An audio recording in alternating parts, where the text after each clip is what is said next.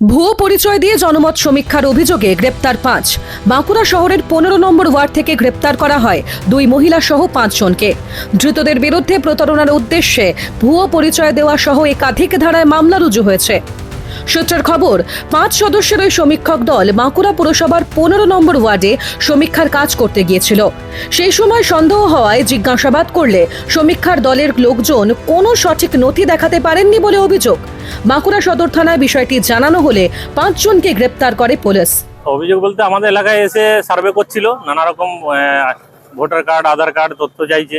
যখন জিজ্ঞাসাবাদ করে ওর আগে যে আপনাদের কাছে কোনো পারমিশন আছে, লোকাল আমাদের প্রশাসনকে জানিয়েছেন, মানে কাউন্সিলর বা চেয়ারম্যান বা থানাতে কোনো পারমিশন আছে, তার কোনো রকম পারমিশন কপি দেখাতে পারেন, যাতে না মানুষের অসুবিধা হয়, তার জন্য আমরা লোকাল প্রশাসনকে জানাই।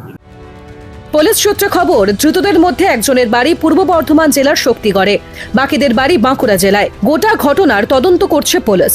ডাউনলোড করুন এই সময় অ্যাপ, iOS ও অ্যান্ড্রয়েডের জন্য।